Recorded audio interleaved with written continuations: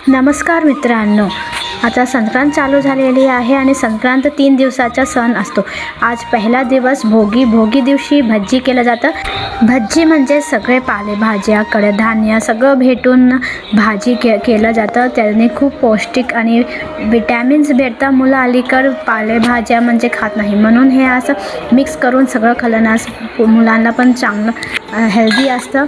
आणि आता मी कामाला लागलेली आहे। थोडंसं चायचं सिप घेऊन दिवसाची सुरुवात तर चायच्या सिपनंच होणार आहे आणि चाय टोस्टच्याशिवाय तर काम तर होतच नाही पटापट, म्हणून मी पण एक सिप घेतलेली आहे। आणि आता इकडं मी भाकरी करायला घेतली आहे आणि तुम्ही बघू शकता थोडे फारसे केले मी, म्हणजे गोल आकार तेवढासा परफेक्ट आला नाही मला, थोडं प्रयत्न करत आहे मी। आणि इथं मी बाजरीच्या भाकरी आज नैवेद्य देतो, तीळ लावून त्याला, आणि शेंगाची पोळी केलं जातं, भज्जी मेथीची भाजी, हे सगळं पदार्थ ताटावरती मांडून देवाला आम्ही नैवेद्य देतो। आणि आता इथं मी थोडंसं हे लास्ट भाकर आहे शेकून काढते आहे आणि त्यानंतर मी आता परत बाकीचे कामाला लागणार आहे। सण आला ना सर्वांच्या घराच्या समोर असं रांगोळी छानशी रांगोळी काढली जातात।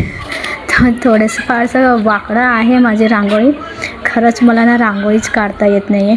आणि इथं उंबरठ्याची पूजा केलेली आहे मी आता आणि नैवेद्य दिला आहे देवासमोर। आणि आमच्या चॅनलला प्लीज सबस्क्राईब करा, फॉलो करा आणि जास्तीत जास्त शेअर करा। हॅपी भोगी।